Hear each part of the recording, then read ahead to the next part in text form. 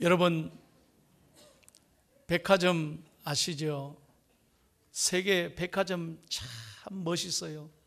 너무너무 크고 웅장한 백화점이 얼마나 많습니까?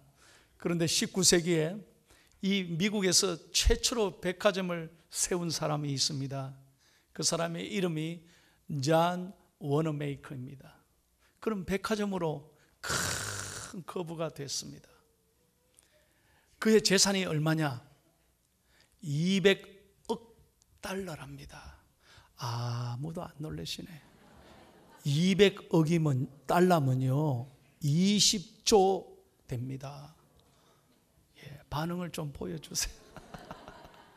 여러분, 재산이 20조입니다. 대단하잖아요. 그런데 그가 이렇게 말합니다. 많은 사람들 앞에서, 전 국민이 보고 있는 TV에서 나는 200조가 부러운 것이 아닙니다. 내 기쁨은, 내가 가장 소중히 여기는 건 돈이 아닙니다. 내 인생의 가장 소중한 재산 1호는 자기가 어릴 때 교회 학교를 다녔대요.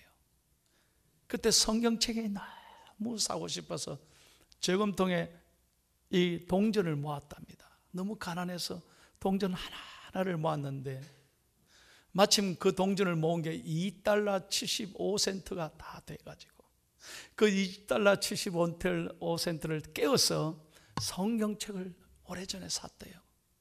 그 성경책을 지금도 갖고 늘 읽는데, 그 어릴 때 산 2달러 75센트 성경이 내 인생의 최고의 보배라는 거예요. 은혜 되시면 아멘. 그래서 자기는 이 성경을 가장 중요하게 생각한다. 그러니까 하나님께서 오늘 이렇게 겁으로 만들어 주셨다는 거예요. 여러분에게 묻고 싶습니다. 여러분 제일 소중히 여기는 게 뭡니까? 오늘 하나님께서 분명히 말씀합니다. 여러분, 하나님은 하나님의 말씀을 가까이 하는 자에게 하나님은 가까이 해주시고 복 내려 주실 줄로 믿습니다. 오늘 잠언 16장 20절, 오늘 말씀이 그 말씀이거든요. 다 같이 크게 읽겠습니다. 시작. 삼가 말씀에 주의하는 자는 좋은 것을 얻나니 여호와를 의지하는 자는 복이 있나이다. 아멘. 그렇습니다. 하나님 말씀 가까이 할 때 여기에 여러분 해답이 있습니다. 세상에 어디에 해답이 있습니까? 사람에게 물어봐도요 길이 없습니다. 세상은 나를 만족시킬 수 없습니다. 내 힘으로 절대 안 됩니다. 해답은 세상에 없습니다. 오직 해답은 하나님의 말씀에 있는 줄로 믿습니다. 왜요? 하나님 말씀이 내 길의 등이고 빛이고 내 삶의 안내자가 되시기 때문입니다. 시편 119편 105절을 다 같이 크게 읽겠습니다. 시작. 주의 말씀은 내 발의 등이요 내 길의 빛이니이다. 믿으시면 아멘. 그렇습니다. 정말 캄캄하고 답답할 때 길이 어디에 있느냐? 하나님 말씀에 있다는 거예요. 말씀 앞에 가까이 하는 사람을 하나님은 가까이 해주시고 하나님은 그의 삶을 선하게 이끌어 주실 줄로 믿습니다. 오늘은 대강절 둘째 주일이고 성서주일인 거예요. 여러분, 금년 한 해를 돌아보십시오. 내가 얼마나 하나님을 사랑하면서 말씀을 가까이 했습니까? 얼마나 하나님을 귀하게 여기고 말씀을 늘 묵상하고 살아왔습니까? 오늘 스스로 내 자신에게 자문해 보면서 정말 하나님 말씀 가까이 하면 하나님께서 어떤 복을 주시는지, 또 어떻게 하면 하나님 말씀을 구체적으로 가까이 할 수 있는지를 제가 오늘 이 짧은 시간에 간단하게 소개합니다. 여러분, 하나님 말씀을 가까이 하려면 네 가지 중요한 영적인 축복, 영적인 단계가 있어요. 첫째, 다 같이 읽습니다. 첫 번째 중요한 게 뭐냐? 시작. 말씀을 잘 귀담아 들어야 합니다. 믿음은 어디서 옵니까? 듣는 데서 옵니다. 잘 들어야 신앙이 자라는 거예요. 로마서 10장 17절을 같이 읽을게요. 시작. 그러므로 믿음은 들음에서 나며 들음은 그리스도의 말씀으로 말미암았느니라. 여러분, 우리 귀에다가 솜을 집어넣고 막아 보십시오. 전혀 소리가 들리지 않습니다. 마찬가지로 우리 생각에 온갖 잡념으로 가득 차 있으면 여러분 설교가 귀에 들어오지 않습니다.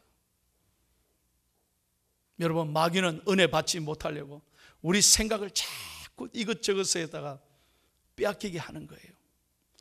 여러분 설교 시작할 때부터 우리 마음이 엉뚱한 데 가 있습니다. 야, 오늘 목사님 빨리 마쳐야 되는데, 점심 식사 약속했는데 차가 잘 빠질라나, 야 빨리 내려가서 내 밥 먹어야 되는데 내가 집에 나올 때 문 잘 잠궜는가, 별별 걱정으로 다 돼 있습니다. 아, 내 빨리 마치고 봉사하러 가야 되는데, 여전도회 하러 가야 되는데, 여러 가지 생각에 눌려 있으면 절대로 하나님 말씀이 귀에 들어오지 않습니다. 여러분 중요합니다. 여러분 하나님 말씀에 정말 내 마음을 다해 집중하고 내게 주시는 말씀으로 받을 때 오늘 이 말씀이 은혜가 되고 능력이 되는 줄로 믿습니다. 여러분 생각해 보십시오. 우리 자녀들하고 대할 때 자녀들이 부모의 말씀에, 할아버지 할머니의 말씀에 다 그래요. 아, 아빠 그래요. 아, 엄마 할머니 말씀대로 그렇게 살게요. 그러면요 할아버지 할머니 뿅 갑니다. 얼마나 착하고 이쁘게 보이겠어요. 그 말을 잘 들어주는 자녀가 얼마나 귀합니까? 그런 자녀가 효자고 효녀죠. 여러분 자녀들에게 입장에서 한번 보십시오. 자녀들이 부모님에게 뭔가를 요구하는데, 야 들어가서 공부나 해라, 이래 보세요. 다시는 부모님과 대화를 안 해. 그런데 엄마 아빠가 내 얘기를 잘 들어주고, 그래 얘기해라, 뭐든지 얘기해라. 그럴 때요 아이들이 얼마나 가슴이 뿌듯하고, 우리 아빠 엄마는 정말 나를 존중해 준다고. 안 그렇습니까? 잘 들어주는 아빠 엄마가 좋은 부모예요. 여러분 남편도 마찬가지죠. 좋은 남편이 어떤 남편입니까? 아내의 소리를 잘 귀 기울여 들어주는 남편이 좋은 남편이고요, 좋은 아내는 남편의 얘기를 귀 기울여 듣고 위로하고 늘 격려하는 아내가 좋은 아내인 줄로 믿습니다. 여러분 좋은 대통령, 좋은 지도자가 어떤 좋은 지도자고 대통령입니까? 백성의 소리, 국민의 소리에 늘 귀 기울여 듣는 사람이 좋은 지도자고 좋은 대통령이 되는 것이죠. 마찬가지입니다. 어떤 사람이 좋은 성도입니까? 하나님의 말씀에 늘 귀 기울여 사모하며 듣는 사람이 하나님 보시기에 좋은 성도, 좋은 믿음의 자녀인 줄로 믿습니다. 여러분 교회 수십 년 다니고 어릴 때 뱃속에서 다니고 내 직분이 뭐냐, 이게 중요한 게 아닙니다. 저는 여러분에게 간절하게 말합니다.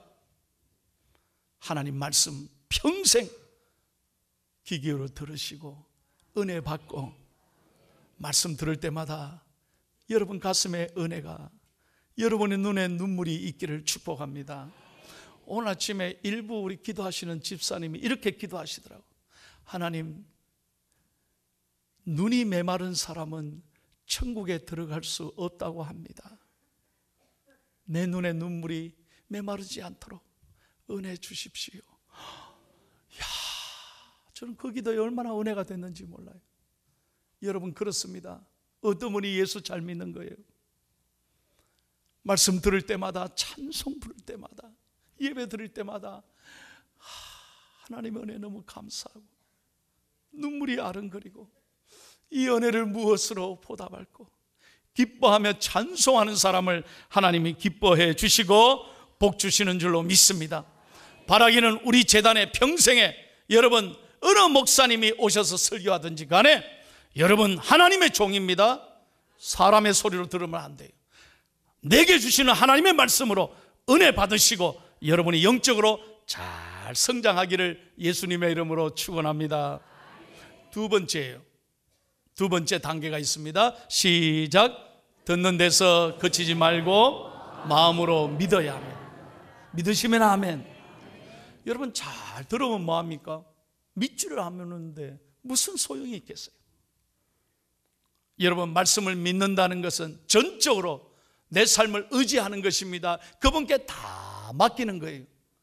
여러분 기도 설교는 다 들었는데 돌아가시면서 늘 걱정, 근심 보따리 다 지고 간다면 무엇하러 예배 드리는 것입니까? 도대체 설교는 왜 듣는 것입니까? 얼마 전에 해병대 사령관이 저희 교회 출신인데 그러시더라고요. 목사님, 우리 요즘 해병대 훈련을 많이 합니다. 특별히 요즘 낙하 훈련을 많이 한다는 거예요. 그래서 여러분, 우리 포항에 요즘 비행기 많이 뜨잖아요. 그래서 낙하 훈련 하는데 거기서 뛰어내리는 게 보통 어려운 게 아니라는 거예요. 근데 자기들 100% 다 뛰어내릴 때, 필승하고 뛰어내릴 때 전부 뛰어내리지 말자 탁 누르면요, 낙하산이 쫙 펴지는 거예요. 어느 누가 야, 이거 눌리면 펴지겠나, 이거 안 펴지면 나 죽는데, 걱정하는 사람 한 명도 없다는 거예요.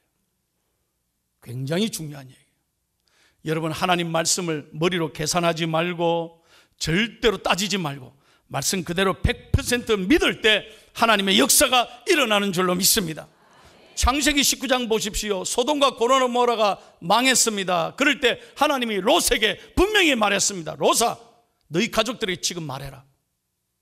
떠나지 않으면 죽는다. 이 성이 다 불타할 것이다. 그래서 롯이 가족들 다 불렀어요. 사위들에게 말하지 않습니까? 야, 하나님 말씀하셔서 빨리 떠나자. 사위들이 어떻게 했습니까? 웃기네. 뭐 불타기는 불타. 그러다가 다 죽었습니다. 여러분, 하나님 말씀을 절대로 계산하지 말고 100% 믿으면 하나님의 영광이 일어날 줄로 믿습니다. 요한복음 4장에 보면 왕의 신하가 아들이 다 죽어가서 예수님을 만나러 그 먼 길을 찾아오지 않습니까? 아들을 집에다 눕혀놓고 예수님을 만나러 왔어요. 예수님에게 간절히 부탁하는, 예수님, 한 번만 우리 집에 가서 기도해 주세요. 우리 아들이 죽어가고 있습니다. 그런데 예수님 뭐라고 말씀하냐? 가라. 네가 믿으면 네 아들이 살리라. 네가 믿는 대로 그대로 되리라. 그런데 예수님 안 가시겠다는 거예요. 그런데 여러분, 이 왕의 신하가 따지지 않았습니다. 계산하지 않았습니다. 왜 예수님이 이 말씀 하실까? 머리로 걱정하지 않았습니다. 그 말씀을 아멘하고 믿고 가더니, 50절에 보세요. 믿고 가더니 쫙 그 다음날 내려가는데 저 멀리서 신하가 뛰어오는 거예요. 주인님, 주인님, 어디 갔다 오십니까? 왜? 아들이 살아났습니다. 성경에 있단 게 아들이 살아나면 언제? 계산해 보니까 예수님이 말씀하신 그때 아들의 열기가 떨어지는지라. 여러분, 놀라운 일입니다. 분명히 제가 말씀드립니다. 기적은 어떤 사람에게 일어나느냐, 역사는 어떤 사람에게 일어나느냐, 하나님의 말씀을 전적으로 신뢰하는 사람에게 하나님은 오늘도 살아계시고 역사해 주실 줄로 믿습니다. 한번 따라해 보세요. 믿으면, 다시 한번 믿으면 하나님의 영광을 보리라.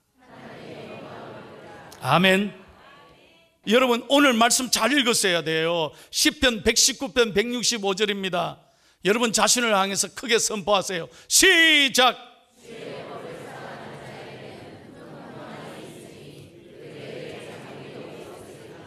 믿으시면 아멘. 다시 한번 믿으시면 아멘. 주의 법을, 말씀을 사랑하는 자에게는 큰 평안이 있으니 저희에게는 뭐가 없으리로다? 장애물이 없으리로다. 여러분 자신에게 선포하십시오. 어떤 두려움에도 내가 흔들리지 않고 말씀 붙잡고 나갈 때 하나님은 능력을 주시고 은혜를 주시고 평안을 주시고 담대함을 주실 줄로 믿습니다. 세 번째 단계입니다. 말씀을 잘 들어야 되고 말씀을 잘 믿어야 되고, 세 번째는 말씀을 가까이 하고 공부해야 되는 거예요. 3번을 같이 읽습니다. 시작.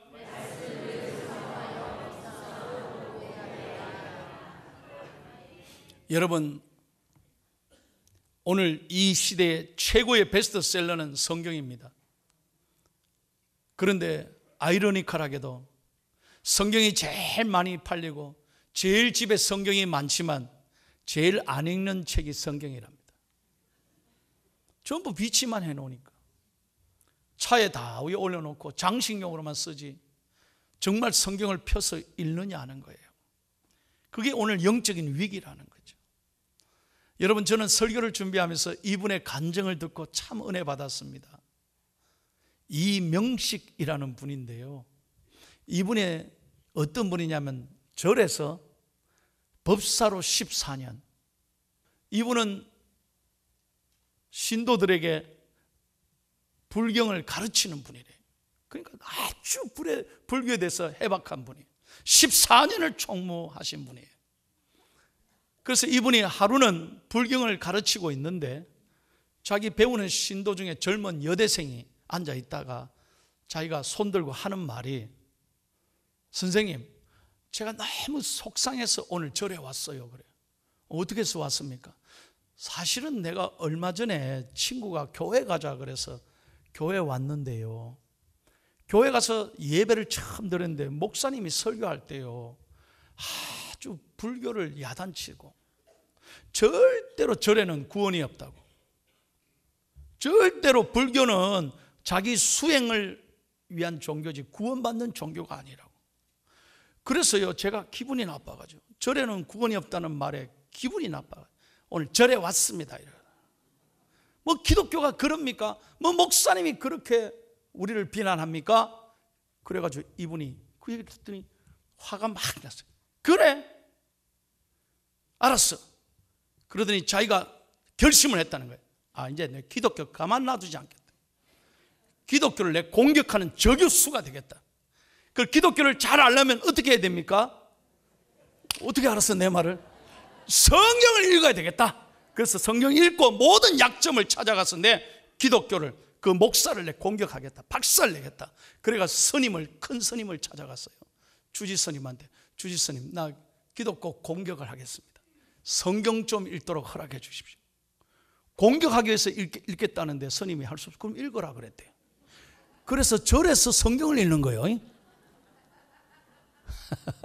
여러분, 하나님의 역사는 놀라운 거예요. 잘 들어봐요. 성경을 몇 번에 읽으냐? 무려 70번을 완독했대요. 이 사람 대단하죠.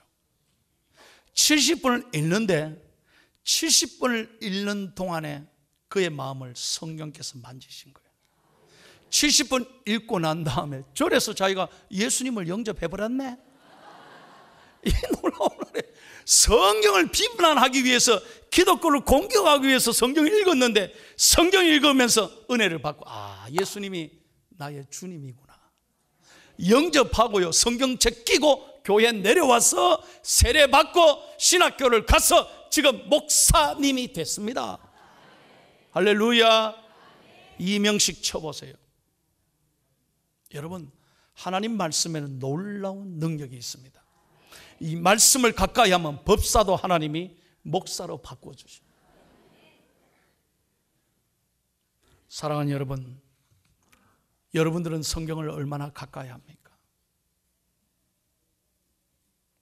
얼마나 하나님을 귀하게 여기고 말씀을 존중히 여기십니까? 오늘 14분이 시상 받으셨습니다. 그분들이 쓴 성경을 한번 보십시오. 난 깜짝 놀랐습니다. 70이 훨 넘은 분들이 성경을 이렇게 쓰셨어요. 마치 인쇄한 것처럼 정성을 다해서 한자 한자 깨끗하게 쓰셨습니다. 눈도 어두우신 은퇴 권사님들이 13번째, 11번째, 5번째 이래 썼어요. 어떤 집사님은요, 영어로 성경을 썼습니다. 영어로 성경을 한번 보여주세요.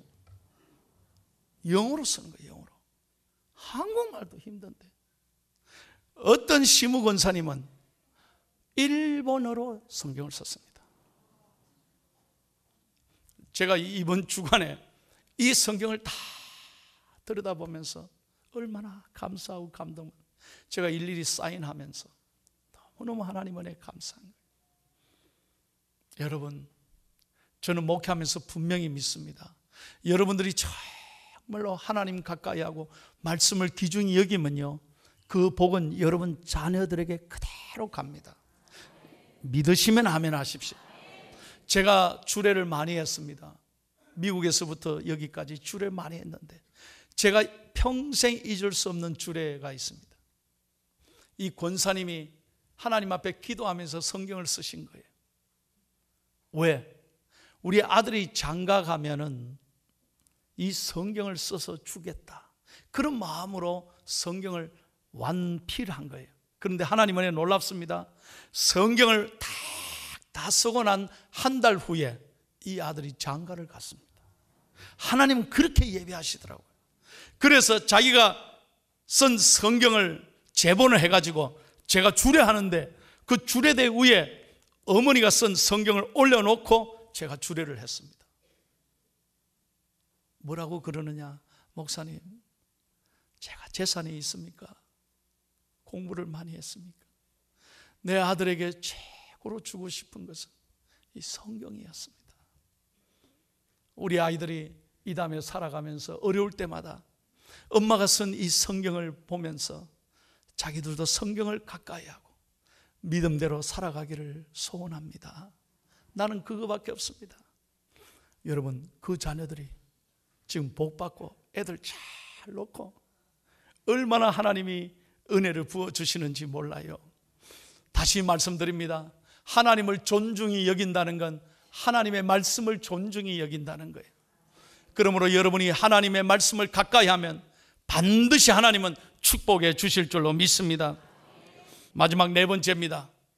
첫째, 잘 들어야 되고, 둘째, 그 말씀을 믿어야 되고, 셋째, 그 말씀을 가까이 하고 공부하고 묵상해야 되죠. 마지막 더 중요한 게 있습니다. 네 번째를 같이 읽겠습니다. 시작.